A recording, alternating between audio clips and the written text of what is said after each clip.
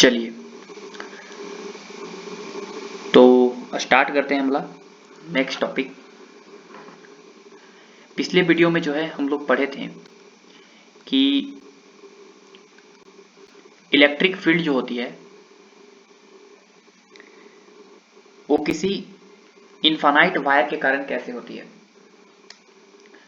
कोई infinite wire रहे तो उस इनफाइनाइट वायर के कारण किसी भी पॉइंट पे इलेक्ट्रिक फील्ड हम निकालना सिखाए थे,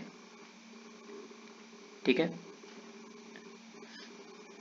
या एक चीज और सिखाए थे हम कि कोई फाइनाइट वायर हो लेट्स ऐसे, और ए डिस्टेंस दूर हम किसी पी पॉइंट पे इलेक्ट्रिक फील्ड लिखना सिखाए थे। जो पी पॉइंट पे इलेक्ट्रिक फील्ड आता था वो दो तरह का आता था, और ये चार्जेज वायर जो था, वायर पे जो चार्ज था वो यूनिफॉर्मली डिस्ट्रीब्यूटेड था। तो उसके कारण पी पॉइंट पे हम इलेक्ट्रिक फील्ड पढ़े थे, वो कितना आया था। अगर ए वाला एंड जो है वायर का वो अगर θ1 एंगल से प्रिंट कर रहा है, और अगर ए एंड है वायर का वो अगर θ2 एंगल से प्रिंट कर रहा है, तो पी पॉइंट पे जो इलेक्ट्रिक फील्ड होती है that will be k lambda by a into sin θ1 plus sin θ2। ए कैसा इलेक्ट्रिक फील्ड था, this electric field is perpendicular to the wire, मतलब ए वाला ऐसे ई परपेंडिकुलर। देखो ई इलेक्ट्रिक फील्ड जो है इस वायर के क्या है, परपेंडिकुलर ए वाला।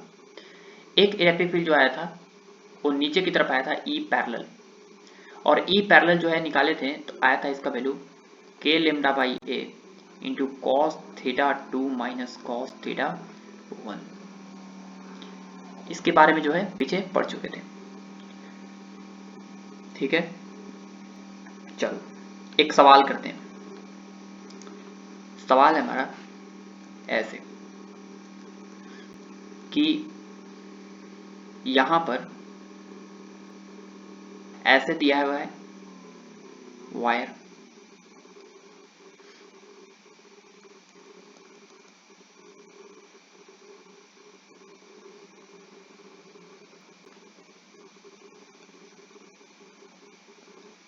इस पे चार्जेस जो है वो यूनिफॉर्मली डिस्ट्रीब्यूटेड है।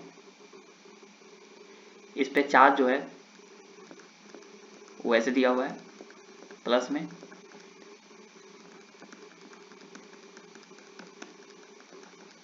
और इस पे भी चार्ज जो है प्लस में इस वायर पे, और ऐसे दिया हुआ है।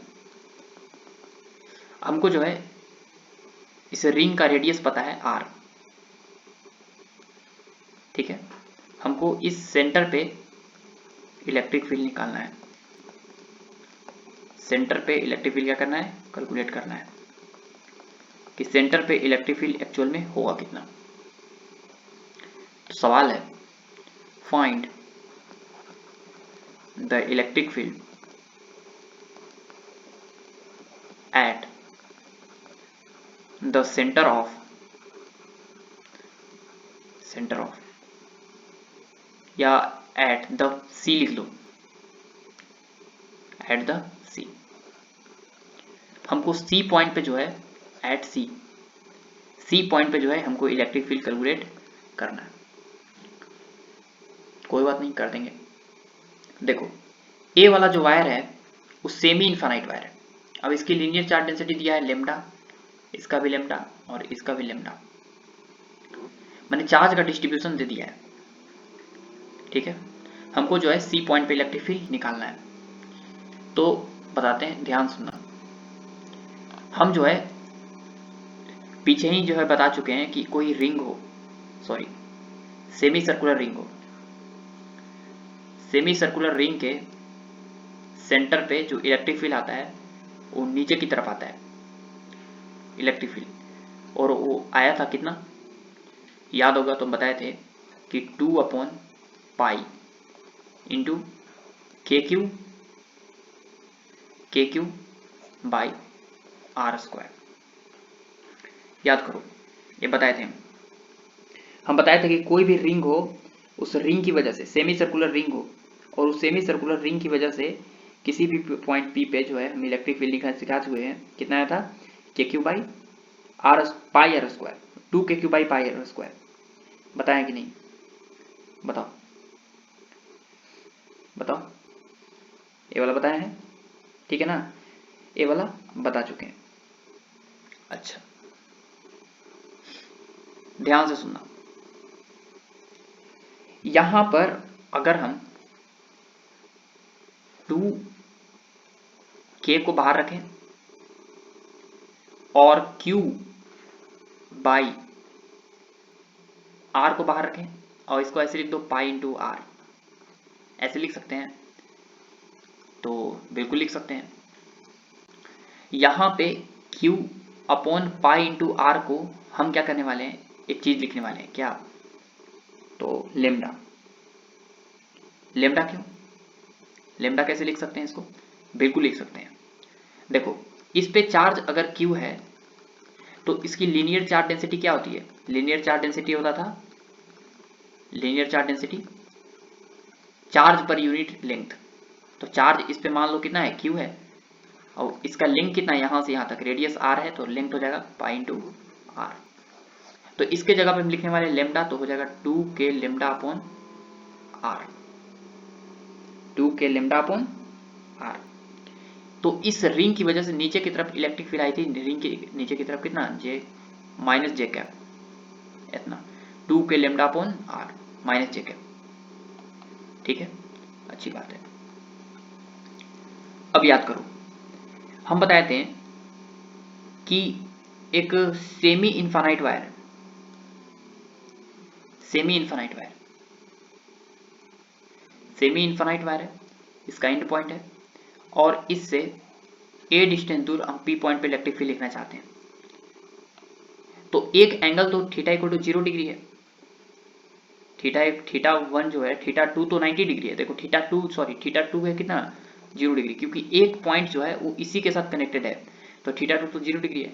लेकिन थीटा 1 जो है वो कितना डिग्री है, 90 डिग्री, क्योंकि इस पॉइंट को अगर हम मिलाएंगे तो कहाँ पे जाके मीट करेगा, वही इन्फिनिटी पे जाके मीट करेगा, मतलब यहाँ पे 90 डिग्री बनेगा। तो अगर इस पॉइंट पे इलेक्ट्रिक फील्ड हम निकाले थे तो आया था, याद करो, इधर की तरफ k लेमडा बाई ए, जो ई परपेंडिकुलर आया था, ई परपेंडिकुलर, और एक आया था नीचे की तरफ, ई भी आया था हमारा पैरेलल, और ई भी आया था k लेमडा बाई। तो नेट इलेक्ट्रिक फील्ड आया था 45 डिग्री पे, कितना, √2k लेमडा बाई ए। बोलो ऐसे आया था कि नहीं, बोलो। अब ध्यान से सुनो, अब जो है यही कॉन्सेप्ट का यूज करके हम जो है बनाने वाले हैं। देखो क्या सवाल को ध्यान सुनना, सुनो ध्यान से।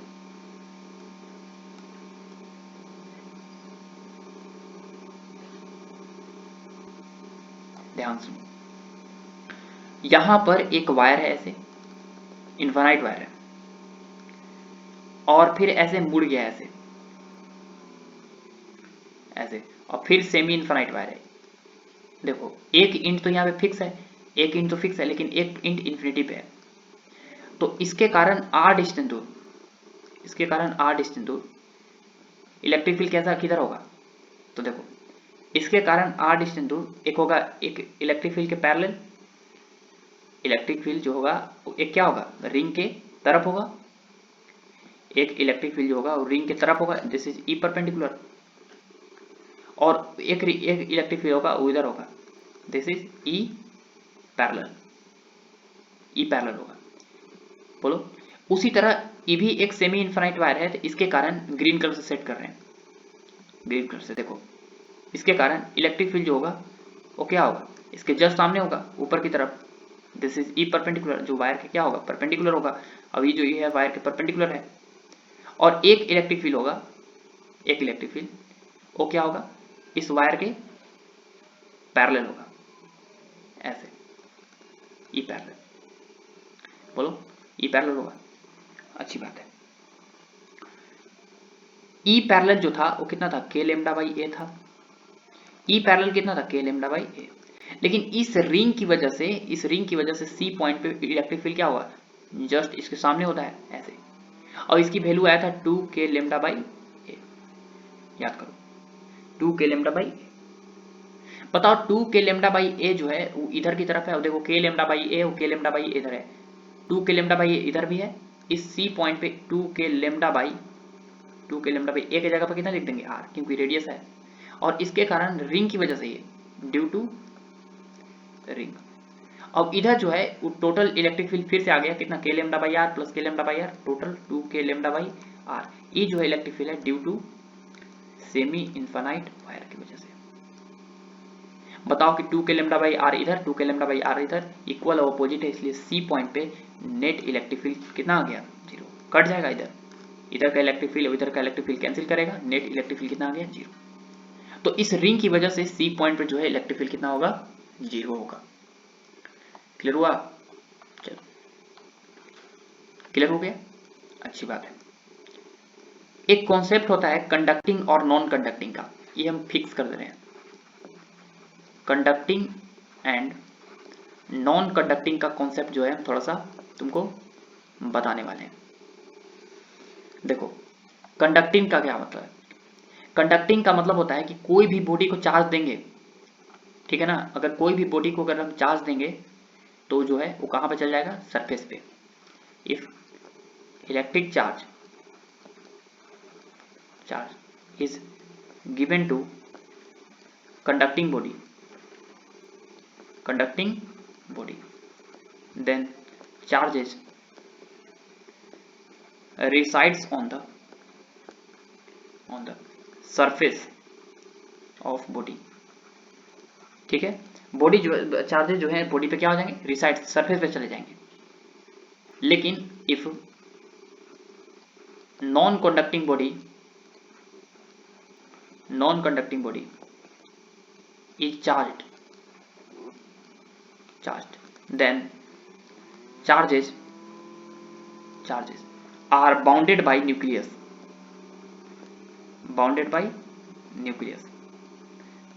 charges are bounded by nucleus के द्वारा क्या होंगे, बाउंडेड होंगे, and they not resides on the surface तो नॉन कंडक्टिंग के अंदर जो है न्यूक्लियस के द्वारा चार्जेज क्या होते हैं, हाईली बाउंडेड होते हैं, इसके कारण जो है वो सरफेस पे बाउंड नहीं हो पाएगा। जैसे हम एग्जांपल समझाते हैं, जैसे देखो एक कंडक्टिंग सीट है,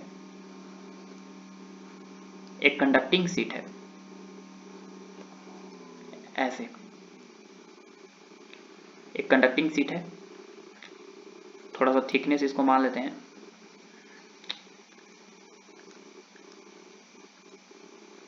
ध्यान से बनना, ऐसे कंडक्टिंग सीट है, समझ गया ना, कंडक्टिंग ऐसे, ठीक है ना, कंडक्टिंग सीट है। अब इसको चार्ज करेंगे तो चार्जेस जो है, अगर ये कंडक्टिंग है, तो अगर हम चार्ज करेंगे, इसको चार्ज करेंगे तो होगा क्या कि सारा चार्जेस जो है कहां पे जमा होगा, सरफेस पे। कहां जमा होगा, सरफेस पे जाके जमा हो जाएगा, सरफेस पे जमा होगा। कहीं भी जो है न्यूक्लियस के अंदर जो है इस सीट के अंदर, नॉन कंडक्टिंग सीट है, कहीं भी चार्जेस जो हैं वो सरफेस पे जाके जमा होंगे, चार्जेस जो हैं वो अंदर नहीं रह पाएंगे। लेकिन अगर वही चार्ज जो है वो एक नॉन कंडक्टिंग सीट को दिया जाए, नॉन कंडक्टिंग सीट, ठीक है, अगर वही चार्जेस जो है वो एक नॉन कंडक्टिंग सीट को दिया जाए, ऐसे नॉन कंडक्टिंग सीट को, तो याद रखना कि नॉन कंडक्टिंग सीट में जैसे ही हम इसको चार्ज देंगे, नॉन कंडक्टिंग सीट को, तो सारे चार्जेस जो होंगे वो इसमें बाउंडेड हो जाएंगे, पूरे बाउंडेड होंगे, सरफेस पे नहीं जा पाएंगे, इन न्यूक्लियस के द्वारा हाईली बाउंडेड होंगे। ये सारे चार्जेस जो हैं वो कहां बाउंडेड होंगे, न्यूक्लियस के द्वारा अंदर, ठीक है, ये अंदर रहेंगे, अंदर। देखो कहीं भी चार्ज बाहरी बनाए हैं, हम नहीं बनाए, क्यों, क्योंकि बाहर नहीं जा पाएंगे, अंदर बाउंडेड रहेंगे। तो ये जो सीट है, this is non conducting seat, non conducting seat. अब इस नॉन कंडक्टिंग सीट की वजह से इलेक्ट्रिक फील्ड हम देखना चाहते हैं। इस कंडक्टिंग सीट की वजह से भी इलेक्ट्रिक फील्ड हम देखेंगे, वो जाके गॉस लॉ में आगे हम पढ़ेंगे। इस नॉन कंडक्टिंग सीट की वजह से हम इलेक्ट्रिक फील्ड देखना चाहते हैं। तो हेडी लगाना, हमारा नया topic, this is electric field due to non conducting infinite sheet. Electric field due to non conducting infinite sheet. अब देखो बताते हैं, बिल्कुल बताएंगे। हम नॉन कंडक्टिंग है मतलब कंडक्टिंग जो है नहीं है, इनफाइनाइट सीट है, बहुत बड़ा सीट है, लार्ज सीट, ठीक है, लार्ज सीट है, ठीक है ना, ऐसे।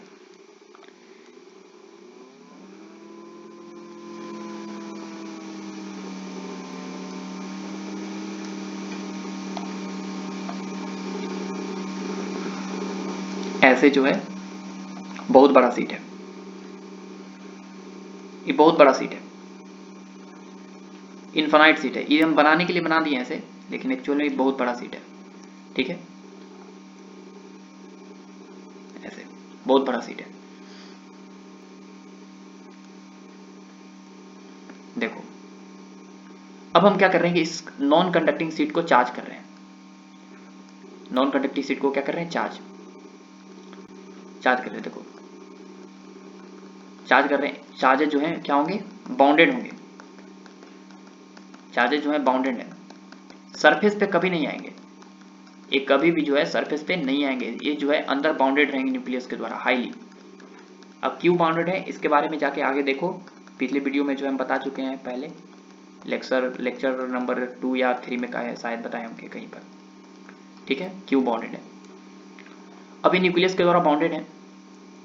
अब होगा क्या समझो, हम याद करो कि ई इनफाइनाइट सीट है, बहुत बड़ा सीट है, लार्ज सीट, इनफाइनाइट सीट है,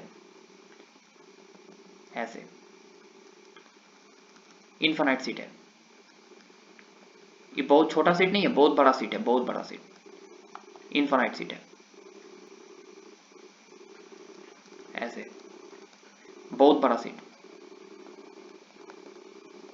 इसकी वजह से तो हम इलेक्ट्रिक फील्ड लिखना जान ही गए हैं, याद करो पिछले वाले वीडियो जाके देखो, हम लास्ट में एक बताए थे कि इससे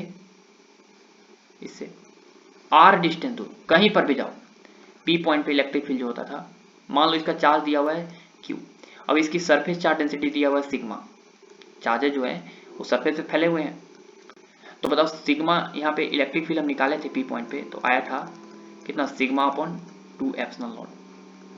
याद करो बताया था ना। मान लो कि सीट का एरिया अगर ए है, तो बताओ पी पॉइंट पे इलेक्ट्रिक फील्ड कितना हो जाएगा, पी पॉइंट पे इलेक्ट्रिक फील्ड हो जाएगा, सिग्मा की जगह लिखेंगे कितना, सिग्मा की जगह पे लिखेंगे Q by charge per unit area, तो सिग्मा की जगह पे लिख देंगे Q by A, 2a external not, तो पी पॉइंट पे इलेक्ट्रिक फील्ड आया 2a एक्सटर्नल नॉट, हम बताए हैं। अब ई जो होता है वो इंडिपेंडेंट होता है, independent of radius, independent of distance, distance पे डिपेंड ही नहीं करता, डिस्टेंस पे डिपेंड नहीं करता। तो बताओ कि अगर हम ग्राफ बनाए इलेक्ट्रिक फील्ड वर्सेस आर का, graph of E versus r vector for non conducting infinite sheet, non conducting infinite sheet, अगर हम ग्राफ बनाए तो इस नॉन कंडक्टिंग इनफाइनाइट सीट के लिए ग्राफ कैसा बनेगा, तो E इज इक्वल टू कितना है, E इज इक्वल टू है sigma upon 2 epsilon naught, 2 epsilon naught. अब E तो डिपेंड ही नहीं कर रहा, तो बताओ कि यहाँ पे E वर्सेस R का जो ग्राफ होगा हमेशा क्या होगा, कांस्टेंट होगा। This is E vector, this is R vector, this is origin, तो जो है हमेशा कांस्टेंट होगा, ठीक है, और वो जो कांस्टेंट होगा उसका वैल्यू होगा sigma by 2 epsilon not. Clear हुआ, ये होता है हमारा E वर्सेस R का graph for non conducting seat के लिए, इनफाइनाइट सीट के लिए। क्लियर हुआ, चलो एक सवाल कर लेते हैं, बढ़िया सवाल है, सारा चीज क्लियर हो जाएगा। अब इलेक्ट्रिक फील्ड एक चीज और है, इलेक्ट्रिक फील्ड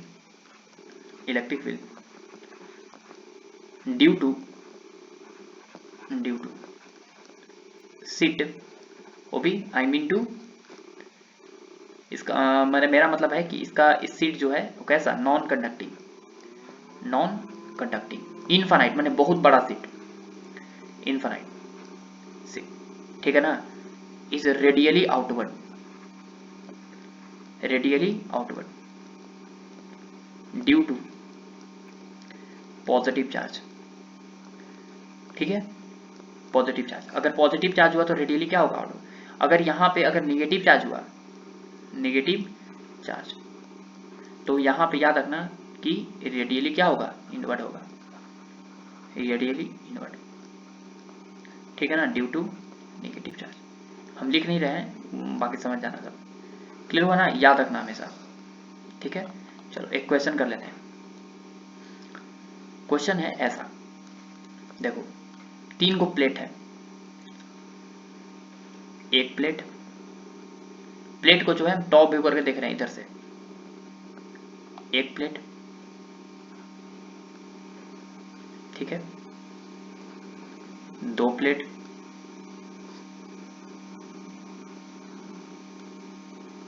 और 3 प्लेट,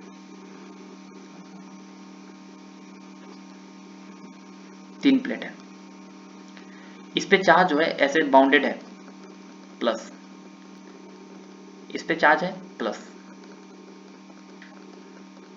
इस पे भी चार्ज है प्लस, ठीक है, ध्यान सुनना, इस पे चार्ज है प्लस क्यू, इस पे भी चार्ज है प्लस क्यू, इस पे भी चार्ज है प्लस क्यू, इसका भी एरिया है ए, इसका भी प्लेट का एरिया ए, इसका भी एरिया कितना है ए। अब 3 पॉइंट दे रहे हैं, एक पॉइंट ए, एक पॉइंट बी, एक पॉइंट सी, अब एक पॉइंट डी, सवाल है find electric field, electric field at point A B C and D, बस 4 पॉइंट है, निकाल के बताओ, ठीक है ना, चलो बताते हैं, कोई दिक्कत नहीं है, ट्राई पहले कर लो तुम लोग, 4 पॉइंट पे ए पर, बी पर, सी पर और डी पर जो है इलेक्ट्रिक फील्ड हमको निकालना है, चलो अब बनाते हैं, ध्यान से सुनना, सारा क्लियर होगा, ए प्लस प्लेट है, ये भी प्लस प्लेट है, और ये भी प्लस प्लेट है, ध्यान से सुनो, पहले हम ए पे निकालते हैं, बताओ कि ए पे जो है इलेक्ट्रिक फील्ड वो किसके कारण होगा, इस प्लेट के कारण, इस प्लेट के कारण, ये प्लस चार्ज है, इस प्लस के कारण याद करो इलेक्ट्रिक फील्ड जो होगा रेडियली क्या होगा, आउटवर्ड, रेडियली क्या होगा, आउटवर्ड, तो इसकी वजह से इलेक्ट्रिक फील्ड आएगा इधर, इधर, ठीक है, E1, ये फर्स्ट प्लेट है, ये सेकेंड प्लेट है, अभी क्या है थर्ड प्लेट, तो फर्स्ट प्लेट की वजह से इलेक्ट्रिक फील्ड क्या होगा, बाहर की तरफ, रेडियली आउटवर्ड, ऐसे। अच्छा सेकेंड प्लेट पे भी चार्ज क्या है, प्लस ही है, सेकेंड प्लेट पे भी चार्ज क्या है, प्लस ही है, और थर्ड प्लेट पे भी चार्ज प्लस है, तो बताओ एक बात बताओ कि इस सेकेंड प्लेट के कारण भी रेडियली क्या होगा, आउटवर्ड होगा, सेकेंड प्लेट के कारण क्या होगा, radially outward, radially outward, this is E2, और थर्ड प्लेट के कारण भी इलेक्ट्रिक फील्ड जो है ये भी प्लस चार्ज है, तो क्या होगा, E3 होगा, तो नेट इलेक्ट्रिक फील्ड जो है ए पॉइंट पे, net electric field, net electric field वो कितना है, E1 plus E2 plus E3, ठीक है, अगर वेक्टर में लिखना चाहते हो तो इधर, ठीक है, और लिख दो माइनस आई कैप, इधर लिख दो माइनस आई कैप, ये मान लो कि एक्स एक्सिस है, उधर वाई एक्सिस है, ठीक है ना, इधर है मान लो कि वाई एक्सिस, ये हमारा एक्स एक्सिस, तो इधर क्या होगा, एक्स डैश होगा, नीचे क्या होगा, वाई डैश होगा, इधर निगेटिव मान लो, तो बताओ कि E net is equal to E, electric field होता है sigma by epsilon naught, 2 epsilon naught, तो बताओ कि सिग्मा बाई 2 एप्सिलॉन नॉट होता है, तो इसकी वजह से इस ए पॉइंट पे सिग्मा बाई 2 एप्सिलॉन नॉट इधर होगा, सिग्मा बाई 2 एप्सिलॉन नॉट, उसके कारण एक बार ये भी क्या होगा, sigma 2 by 2 epsilon naught plus sigma 3 by 2 epsilon not, लेकिन ध्यान से देखो कि तीनों पे चार्ज का डिस्ट्रीब्यूशन सेम है, तीनों पे चार्ज क्यू है और एरिया भी सेम है, तो सिग्मा 1 की जगह पे लिखेंगे क्यू बाई ए, तो 2a epsilon naught, plus sigma 2 की जगह पे लिखेंगे क्यू बाई ए, तो 2a epsilon naught, plus sigma 3 की जगह पे लिखेंगे Q by A, 2a epsilon not, put कर दिए हैं, कितना हो जाएगा 3q by 2a epsilon not, this is the answer, ठीक है, ए पॉइंट पे इलेक्ट्रिक फील्ड इधर होगा, बोलो क्लियर हुआ। तो ए इलेक्ट्रिक फील्ड आया किस पॉइंट पे, ए पॉइंट पे, ठीक है ना। अच्छा बी पॉइंट पे इलेक्ट्रिक फील्ड बताओ, बी पॉइंट पे इलेक्ट्रिक फील्ड किसके कारण होगा, बिल्कुल आसान, बी पॉइंट पे इलेक्ट्रिक फील्ड प्लस के कारण तो होगा इधर, दिस इज E1, सेकेंड के कारण रेडियली आउटवर्ड E2 और थर्ड के कारण भी E3, ठीक है। तो बताओ कि यहाँ पे E1 और E2 कोई तो कैंसिल हो जाएगा क्योंकि इलेक्ट्रिक फील्ड तो बराबर ही है, इलेक्ट्रिक फील्ड देखो सबका बराबर है, E1 भी E2 भी E3 सब बराबर आया, क्यों, क्योंकि चार्ज का डिस्ट्रीब्यूशन जो है सेम है, डिस्टेंस पे डिपेंड ही नहीं करता। तो बताओ कि अगर नेट इलेक्ट्रिक फील्ड अगर बी पॉइंट पे चाहिए, नेट इलेक्ट्रिक फील्ड, तो क्या लिखेंगे, E1 एक तरफ पे प्लस ले लो एक तरफ पे माइनस ले लो, तो E2 प्लस E3 ये है माइनस आई कैप में, और प्लस E1 जो है वो प्लस आई कैप में है। बताओ आगे है, देखो आयो E1 जो है कहाँ है, आगे। तो बताओ कि यहाँ पे E2 की जगह पे लिखेंगे सिग्मा, E2 की जगह पे लिख रहे हैं डायरेक्ट Q/2A एप्सिलॉन नॉट, और प्लस E3 की जगह पे भी Q/2A एप्सिलॉन नॉट, कितना माइनस आई कैप और plus Q/2A epsilon naught plus आई कैप। अब इसको गुना करो तो यहाँ पर Q/2A epsilon naught minus i cap हो जाएगा और plus Q/2A epsilon naught minus i cap, गुणा कर दिए माइनस आई कैप को, और plus Q/2A epsilon naught plus आई कैप। देखो ए वाला क्या हो गया, कैंसिल, बच गया ए वाला, तो बच गया। तो बताओ लिख दो यहाँ पे electric field at B point पे, नेट इलेक्ट्रिक फील्ड जो है वो कितना है, Q/2A epsilon naught minus i cap, ठीक है ना। तो यहाँ पे नेट इलेक्ट्रिक फील्ड जो है वो इधर की तरफ होगा, क्लियर हुआ ना, ई नेट एट बी इधर की तरफ। अच्छा सी पर बताओ, सी पे बताओ, तो सी पर जो है तुम खुद से बना सकते हो, प्लस के कारण इलेक्ट्रिक फील्ड इधर होगा E1, और सेकंड के कारण भी E2 इधर होगा, लेकिन E3 सिर्फ इधर होगा, E3 और E2 कोई कैंसिल हो जाएगा, खाली बचेगा नेट इलेक्ट्रिक फील्ड किधर, इधर नेट इलेक्ट्रिक फील्ड, और डी पे नेट इलेक्ट्रिक फील्ड किधर होगा, इधर होगा, इसके कारण भी E1 इधर का होगा, E2 के कारण भी इधर ही होगा, प्लस के कारण 3 के कारण भी इधर ही होगा, E1 E2 E3 जोड़ देना। तो 2 और 3 मैंने बी सी पे रहो, डी पे जो इलेक्ट्रिक फील्ड तुमको होमवर्क है निकाल के लाना है, ठीक है। चलो अगला क्वेश्चन जो है थोड़ा सा कंबाइन करके देते हैं, ध्यान से समझना।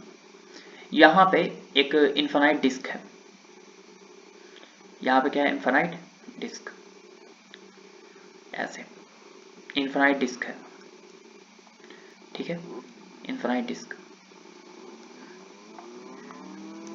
ऐसे रेक्टेंगुलर डिस्क है, और यहाँ पर एक सेमी सर्कुलर सर्कुलर डिस्क है, सर्कुलर डिस्क, कैविटी है, कैविटी ये हमारा क्या है, कैविटी, ये हमारा डिस्क है, कैसा, इन्फिनाइट सीट, वो भी नॉन कंडक्टिंग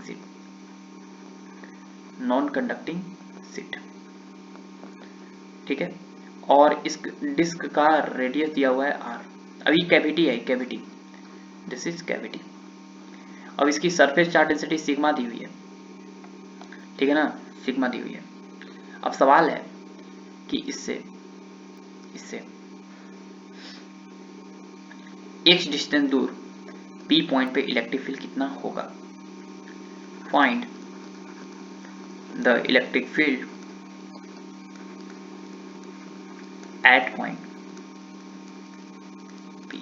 बहुत आसान सवाल, P पॉइंट पे इलेक्ट्रिक फील्ड कितना होगा, बस इसका आंसर तुमको बताना है, बिल्कुल बता देंगे, ठीक है ना, बिल्कुल बता देंगे। देखो पहले तो यहाँ पे इसको हम दो पार्ट में डिवाइड करने वाले हैं, कैसे समझो, याद करो कैविटी वाला सवाल रहता था तो हम क्या करते थे कि इसको दो पार्ट में कैसे डिवाइड करते थे, कि पहले जो है पूरा हम डिस्क बना लेते थे, इन्फिनाइट डिस्क बना लिए, पूरा इसको चार्ज दे देते थे, पूरा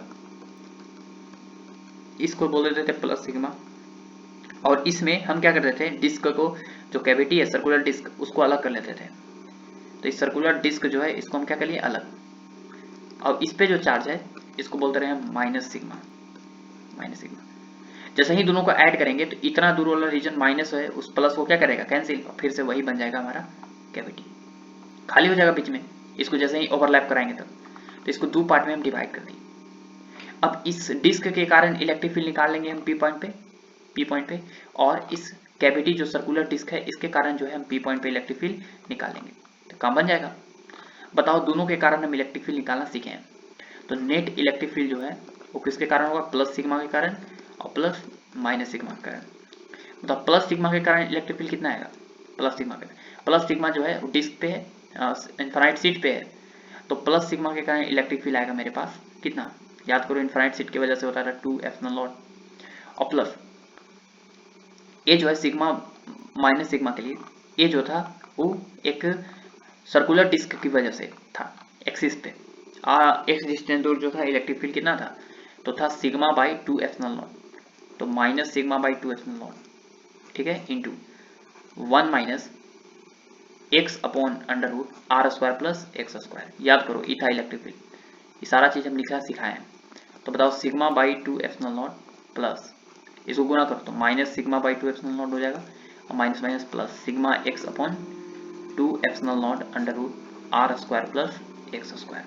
ये वाला कैंसिल हो गया और नेट इलेक्ट्रिक फील्ड आ गया मेरे पास कितना, नेट इलेक्ट्रिक फील्ड आ गया sigma x upon 2 epsilon naught under root r square plus x square. ठीक है, ये हो गया हमारा नेट इलेक्ट्रिक फील्ड। क्लियर हुआ? तो ये वाला जो है सवाल हम करना सिखाए पिछले वाले वीडियो में, ठीक है ना, इसकी वजह से पी पॉइंट पे इलेक्ट्रिक फील्ड हम लिखना सिखाए, ठीक है। चलो तो आई होप समझ गए होंगे। नेक्स्ट सवाल हम करते हैं। नेक्स्ट सवाल डिस्क के ऊपर ही है, सवाल है इनफाइनाइट सीट की वजह से, सॉरी देखो सवाल है हमारा कि यहां पर एक सीट है वो भी infinite sheet, this is infinite sheet, और हम क्या करते हैं कि यहां पर एक इलेक्ट्रॉन है जिसका मास है m, इलेक्ट्रॉन है इसका मास है m, और इसको u वेलोसिटी से फेंक देते हैं at the angle theta, u velocity से क्या कर देते हैं, फेंक देते हैं। सवाल है फाइंड पहला टाइम ऑफ फ्लाइट, दूसरा मैक्सिमम हाइट, और तीसरा रेंज। ठीक है, रेंज बिल्कुल बता देंगे, ध्यान से समझो, ये भी आसान सवाल है, प्रोजेक्टाइल मोशन के ऊपर सवाल है। अब बताओ कि जैसे ही हम इसको फेंकें तो ये जाएगा जाएगा जाएगा जाएगा जाएगा जाएगा, और कुछ एंगल पे फेंकते हैं तो ये पैराबोलिक पाथ पे ऐसे जाके इस डिस्क के साथ क्या होगा, टकराएगा। अच्छी बात है। तो हमको यहाँ से यहाँ तक का रेंज बताना है, ये कितना मैक्सिमम हाइट गया ये भी निकालना है, ठीक है, और क्या निकालना है, टाइम ऑफ फ्लाइट निकालना है कि t इक्वल टू 0 पे यहाँ फेंके तो t इक्वल टू कितना समय बाद जो है गिरेगा, सब चीज निकालेंगे। देखो याद करो कि टाइम ऑफ फ्लाइट का फॉर्मूला होता था 2u sine theta by g effective, ठीक है, 2u sine theta by g effective. Maximum height का फॉर्मूला होता था, याद करो, u square sine square theta upon 2g effective, और तीसरा होता था रेंज का formula 2u square sine 2 theta by u square sine 2 theta by g effective. ये सारा चीज हम बता चुके हैं पहले ही। अब जी इफेक्टिव कैसे निकालते थे, तो जी इफेक्टिव निकालने के लिए यहाँ पे समझो कैसे होगा कहानी। जैसे ही यहाँ पर एक इलेक्ट्रॉन है और मास m है, इसको हम ऐसे फेंकें u वेलोसिटी से, देखो ध्यान से, जैसे ही फेंकें तो ये सीट है, एक इनफाइनाइट सीट है, इसकी वजह से इलेक्ट्रिक फील्ड जो है कहाँ होगा, बाहर की तरफ होगा। इसकी वजह से इलेक्ट्रिक फील्ड कहाँ होगा, बाहर की तरफ, ऐसे, ठीक है। इलेक्ट्रॉन की वजह से इलेक्ट्रिक फील्ड किधर होगा, बाहर की तरफ, नहीं, गलत। इलेक्ट्रॉन की वजह से इलेक्ट्रिक फील्ड जो है वो किधर होगा, नीचे की तरफ। क्यों? क्योंकि इस पे लगेगा ग्रेविटी किधर, बताओ। एक बात बताओ कि यहाँ पे अगर हम फेंके हैं तो यहाँ पे ग्रेविटी हम नहीं मान रहे हैं, यहाँ पे ग्रेविटी लेस मान रहे हैं। एक चीज और लिख लो, ग्रेविटी नहीं है, विदाउट ग्रेविटी फ्री है। ग्रेविटी क्या है, फ्री। तो बताओ ग्रेविटी फ्री है तो यहाँ पर इसको एक्सेलरेशन प्रोवाइड कौन कर रहा है, नीचे की तरफ। तो नीचे की तरफ इस इलेक्ट्रॉन पे फोर्स लगेगा, कौन सा फोर्स, इलेक्ट्रिक फोर्स। कैसा फोर्स, इलेक्ट्रिक फोर्स। फोर्स का वैल्यू क्या होगा, नीचे की तरफ इलेक्ट्रिक फील्ड है और उसका वैल्यू है सिग्मा बाई कितना, सिग्मा बाई 2 एप्सिलॉन नॉट, ठीक है, सिग्मा बाई कितना 2 एप्सिलॉन नॉट। बोलो क्लियर हुआ कि नहीं? तो एक बात बताओ कि नीचे की तरफ एक्सेलरेशन प्रोवाइड करने वाला जो एक फोर्स आएगा इलेक्ट्रिक फील्ड की वजह से, तो फोर्स का वैल्यू क्या होता है? Mass into acceleration. बताओ सिग्मा फोर्स क्या होगा? फोर्स का वैल्यू होता है क्या? क्यू इंटू ई। फोर्स का वैल्यू होता है कितना? Q into E. तो बताओ कि क्यू कितना है? फोर्स इक्वल टू होता है क्यू इंटू ई। तो क्यू कितना है? क्यू है इलेक्ट्रॉन है, into E sigma by 2 epsilon not बराबर मास इंटू वही एक्सेलरेशन जी इफेक्टिव है। तो बताओ कि एक्सेलरेशन इक्वल टू हो जाएगा कितना? Sigma E upon 2m epsilon not. This is the acceleration of electron. ये हमारा नीचे की तरफ एक्सेलरेशन हो गया इलेक्ट्रॉन का, ठीक है, नीचे की तरफ। अब जैसे ही नीचे की तरफ इलेक्ट्रॉन का एक्सेलरेशन हो गया, ठीक है ना, नीचे की तरफ इलेक्ट्रॉन का एक्सेलरेशन हो गया, तो एक बात बताओ कि हमारा जो जी इफेक्टिव है उसके जगह पर सब रिप्लेस कर देंगे कितना? Sigma E upon 2 epsilon naught. तो जैसे ही रिप्लेस करेंगे तो टाइम ऑफ फ्लाइट कितना हो जाएगा? 2u sine theta by g effective. What is g effective? G effective is sigma E upon 2m epsilon naught. अब 2m एप्सिलॉन नॉट ऊपर जाएगा तो बन जाएगा 2 2 जा 4 mu epsilon naught sine theta upon कितना? Sigma into E. हो गया हमारा टाइम ऑफ फ्लाइट। कोई पूछेगा कि मैक्सिमम हाइट बताओ, मैक्सिमम हाइट के लिए बताया क्या? U square sine square theta upon 2 g effective. G effective is sigma E upon 2m epsilon naught. देखो 2 से 2 कैंसिल, ऊपर चल जाएगा m epsilon naught u square sine 2 theta upon sigma into E. ये हो गया हमारा मैक्सिमम हाइट, ठीक है, ये हो गया हमारा मैक्सिमम हाइट। अच्छा तीसरा क्या है? रेंज बताओ। तो रेंज का फॉर्मूला होता है u square sine 2 theta by g effective. G effective sigma E upon 2m epsilon naught. ये चल जाएगा ऊपर, बन जाएगा 2m u square sine 2 theta into epsilon naught upon कितना? Sigma into E. तो ये चीज जो है तुम बना सकते हो अपने से, ये आसान सवाल था। क्लियर हुआ ना? तो रेंज का वैल्यू निकल गया। बोलो क्लियर हुआ ना? समझ में आया? इनफाइनाइट सीट की वजह से इलेक्ट्रिक फील्ड हम बता चुके हैं, सिग्मा बाई कितना होता है? 2 एप्सिलॉन नॉट होता है, ठीक है, अच्छी बात है। अगला अगला देखो, अगला क्या है कि एक सवाल है, बढ़िया सवाल है। देखो जेई मेंस का सवाल है। ये सवाल है कि एक इनफाइनाइटली लार्ज सीट है, this is infinitely large seat, infinitely large seat है, ठीक है। अब ये जो है सरफेस इसका स्मूथ है, सरफेस कैसा है इसका? स्मूथ, और परफेक्टली इलास्टिक है, परफेक्टली इलास्टिक।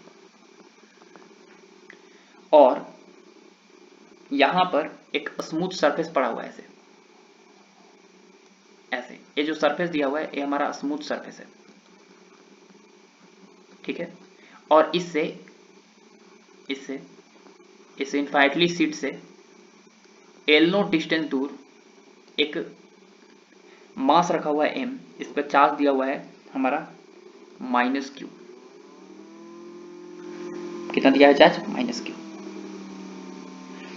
ठीक है। अब इसको हम पकड़ के रखें यहाँ पे, पकड़ के।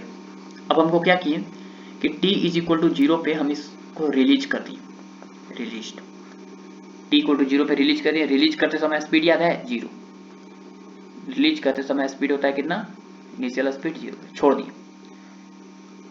तो सवाल है ये है, ठीक है, हम सीक्वेंस बाय दे रहे हैं सवाल। अब infinitely large non conducting seat है, ये तो लिख लीजिएगा नॉन कंडक्टिंग सीट। सवाल ए है, ध्यान से सुनना। पहला सवाल क्या है? पहला सवाल है हमारा, speed of block when it is about to strike the sheet. Speed of block, speed of block when it is about to strike the sheet. ये पहला सवाल है कि मैंने जैसे ही सीट को टकराने वाला होगा उस समय स्पीड कितना होगा। दूसरा सवाल, कि उसको टकराने में कितना समय लगेगा। Find the time when block strikes the seat,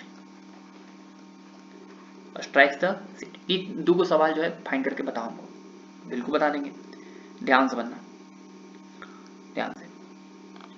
पहले जो है यहां पर हम बना लेते हैं infinitely block, infinitely non conducting seat बना ली, और यहां पर इससे L नोट डिस्टेंस दूर यहां पर एक मास रखा हुआ है m, ठीक है। नॉर्मल लगेगा ऊपर की तरफ, mg लगेगा नीचे, नॉर्मल और mg क्या हो जाएगा, दूसरे को बैलेंस कर लेगा, तो ऊपर और नीचे तो जा नहीं सकता।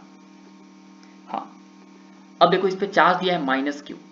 अब इस इन्फाइनाइटली सीट की वजह से इस इलेक्ट्रिक फील्ड, अच्छा एक और चीज ऊपर भूल गए हम देने के लिए, सिग्मा दिया हुआ है इसकी charge density, sigma plus sigma, plus sigma है तो प्लस के कारण, प्लस चार्ज के कारण क्या होगा, इलेक्ट्रिक फील्ड प्लस सिग्मा है, मतलब क्या, चार्ज भी प्लस होगा इस पे, तो प्लस के कारण इलेक्ट्रिक फील्ड रेडियली आउटवर्ड होता है, तो इस पे प्लस है, प्लस सिग्मा दिया है, तो इसके कारण इलेक्ट्रिक फील्ड जो है वो रेडियली आउटवर्ड होगा, तो इस पे इलेक्ट्रिक फील्ड जो है रेडियली क्या होगा, आउटवर्ड, यहाँ इस पॉइंट पे ऐसे इलेक्ट्रिक फील्ड ऐसे होगा। अब याद करो कि चार्ज अगर निगेटिव रहता है तो इलेक्ट्रिक फोर्स जो है इलेक्ट्रिक फील्ड के अपोजिट लगता है, तो फोर्स लगेगा इधर, फोर्स लगेगा इधर, ठीक है। फोर्स किधर लगेगा, इधर लगेगा, देखो फोर्स लगेगा इधर ऐसे, कौन सा फोर्स, इलेक्ट्रिक फोर्स, ठीक है। इलेक्ट्रिक फोर्स इधर लगेगा, इलेक्ट्रिक फोर्स होगा कितना, इलेक्ट्रिक फोर्स होता है Q इंटू ई, माइनस बता रहा है कि सिर्फ और सिर्फ इलेक्ट्रिक फील्ड के अपोजिट लगेगा, तो माइनस लिखो या ना लिखो कोई दिक्कत नहीं है, माइनस बताएगा कि, माइनस बता रहा है, minus indicates that act opposite to electric field, opposite to electric field, याद रखना। तो बताओ कि Fe जो है -Q इंटू ई हो गया, तो Fe का मॉड कितना होगा, Q इंटू ई होगा। अब ये जो इलेक्ट्रिक फोर्स है उसके कारण उस चार्ज पार्टिकल Q के पास एक एक्सेलरेशन आएगा, और उस एक्सेलरेशन को लिख सकते हैं mass of object into acceleration बराबर Q इंटू ई। तो बताओ मास यहाँ पे एक्सेलरेशन हो जाएगा कितना, Q into E upon m, और इलेक्ट्रिक फील्ड इस लार्ज नॉन कंडक्टिंग सीट की वजह से इलेक्ट्रिक फील्ड कितना होता है, याद करो कि तो है सिग्मा बाई 2 एप्सिलॉन नॉट, तो यहाँ पर हम लिख देंगे कितना, Q इंटू ई की जगह पे sigma upon 2 epsilon naught into m पहले से है, तो ये हो गया हमारा acceleration.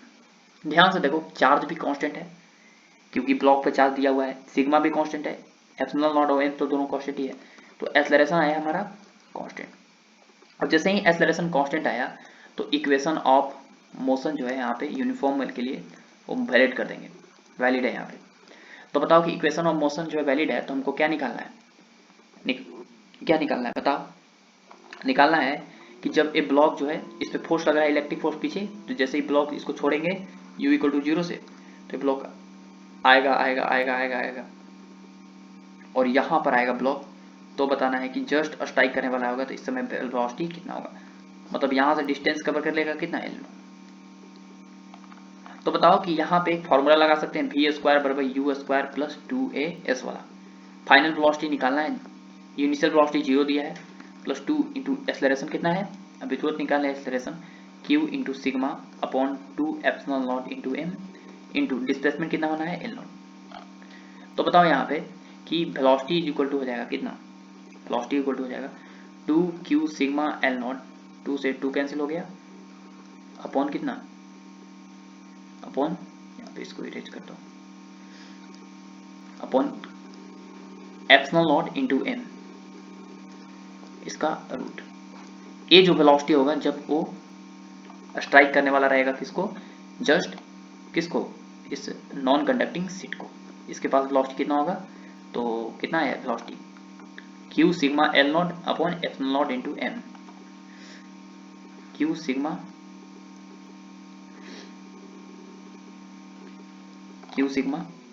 L naught, Q sigma L naught upon epsilon naught into m. This velocity just about to strike the infinite seat. अच्छा अगला सवाल है कि उसको समय कितना लगेगा टकराने में, बहुत आसान, समय तो निकालना बहुत आसान है। बताओ कि फाइनल वेलोसिटी इक्वल टू क्या होता है, initial velocity into acceleration into T, ये बताया ना v बराबर u plus A T, final velocity कितना होना चाहिए वाला है फाइनल वेलोसिटी होने वाला है under root q sigma L naught upon epsilon naught into m. Initial velocity 0 था, प्लस एक्सेलरेशन निकाल ही लिए। कितना है acceleration? Q sigma upon 2 epsilon naught m, q sigma upon 2 epsilon naught m into t. अभी टाइम निकालना है, तो टी इज इक्वल टू कितना हो जाएगा?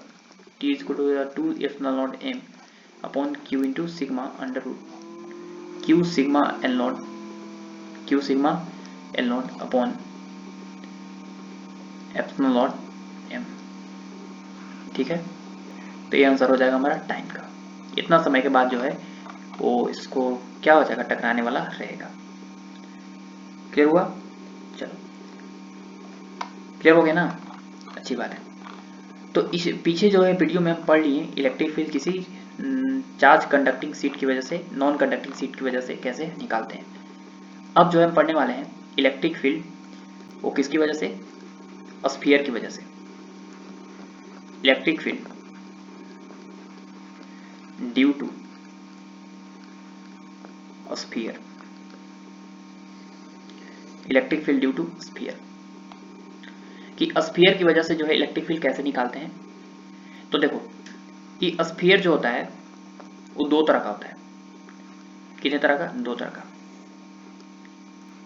एक होगा हमारा, ऑफकोर्स दो तरह का होगा, एक होगा होलो स्फीयर, अब एक होगा हमारा सॉलिड स्फीयर। इस होलो स्फीयर को एक और नाम देते हैं सेल। ठीक है, अच्छा, ये जो होलो स्फीयर है ये भी दो तरह का होगा। क्या होगा हमारा? होलो स्फीयर दो तरह का, एक होगा conducting hollow sphere, conducting hollow sphere, एक होगा non conducting hollow sphere, non conducting hollow sphere. ठीक है, उसी तरह ये सॉलिड स्फीयर भी जो है दो तरह का होता है, कंडक्टिंग सॉलिड स्फीयर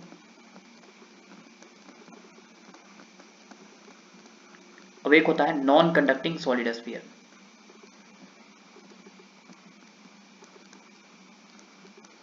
ठीक है, एक होता है कंडक्टिंग सॉलिड स्फीयर, एक होता है non conducting solid sphere. Alright, अब जो है हम सबके बारे में डिटेल में पढ़ने वाले हैं। पहले जो है होलो स्फीयर के बारे में स्टडी कर लेते हैं। इलेक्ट्रिक फील्ड बाद में देख ही लेंगे, लेकिन हम जो है पहले होलो स्फीयर के बारे में स्टडी कर लेते हैं कि होलो स्फीयर क्या होता है। तो होलो स्फीयर जो है एक स्फीयर है सिंपली, जो अंदर से खाली होता है, माने अंदर जो है कुछ नहीं होगा, अंदर जो है कुछ नहीं होगा। और होलो स्फीयर में सबसे पहला नंबर बात करने वाले हम किसका? कंडक्टिंग का, कंडक्टिंग का।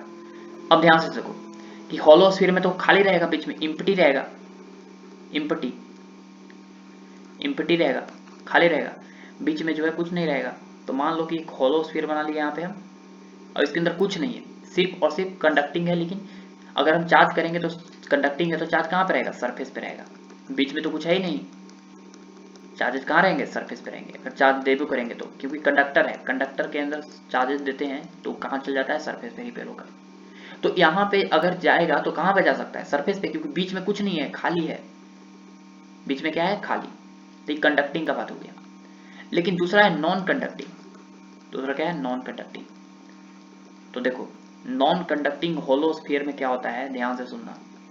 नॉन कंडक्टिंग होलो स्फीयर में क्या होता है कि ये मान लो कि एक होलो स्फीयर है, ये मान लो कि क्या है? Hollow sphere. तो इस होलो स्फीयर के पास जो है एक थिकनेस होगा। क्या होगा? थिकनेस। क्या होगा? थिकनेस होगा, ऐसे थिकनेस।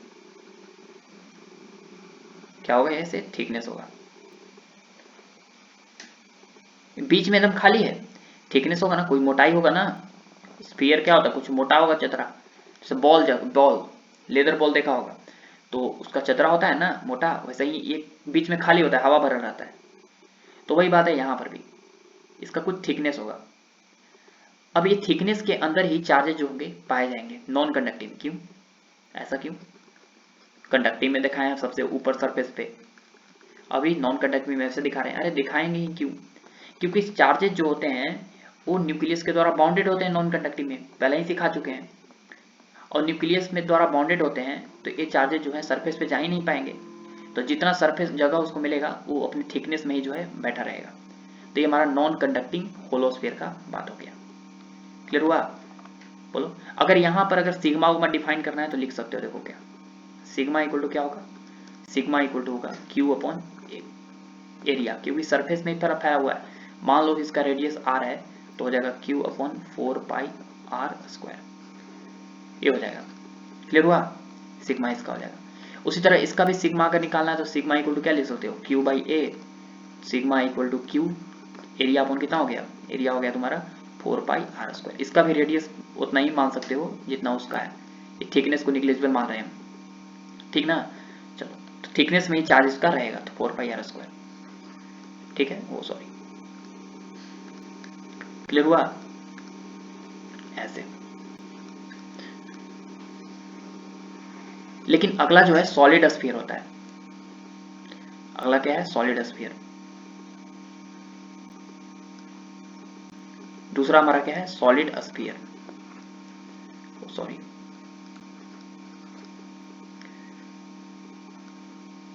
दूसरा हमारा है सॉलिड स्फीयर।